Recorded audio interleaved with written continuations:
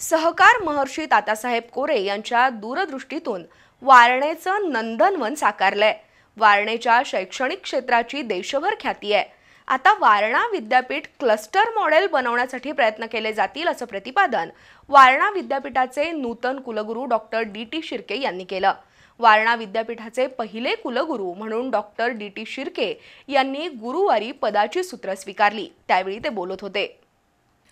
वारणा विद्यापीठाचे पहिले कुलगुरू म्हणून डॉक्टर डी.टी. शिर्के यांनी गुरुवारी पदाची सूत्र स्वीकारली। वारणा समूहाचे अध्यक्ष आमदार डॉक्टर विनय कोरे यांच्या हस्ते डॉक्टर शिर्के यांचा सत्कार करण्यात आला। यावेळी कुलगुरू डॉक्टर डी.टी. शिर्के यांनी वारणा शिक्षण समूहाच्या गुणवत्तेबद्दल समाधान व्यक्त केलं। वारणा विद्यापीठाचे कुलगुरू म्हणून काम करताना क्लस्टर ऑफ मॉडेल बनवण्यासाठी प्रयत्न करू असं डॉक्टर शिर्के यांनी सांगितलं। सहकार महर्षी तात्यासाहेब कोरे यांच्या दूरदृष्टीतून वारणेचं नंदनवन साकारलंय।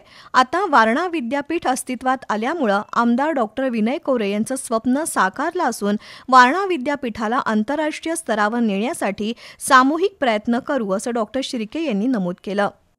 आज या विद्यापीठाचा कुलगुरू म्हणून कार्यभार स्वीकारताना हे विद्यापीठ भविष्यामध्ये विविध क्षेत्रामध्ये कशी आघाडी घेईल याचं एक शॉर्ट टर्म प्लॅनिंग आणि लॉंग टर्म प्लॅनिंग नजीकच्या काळात केलं जाईल आणि विद्यापीठाची ओळख ही फक्त राज्यामध्ये नाही, देशामध्ये नाही, तर आंतरराष्ट्रीय पातळीवर कशी होईल यासाठी आवश्यक ती आखणी केली जाईल।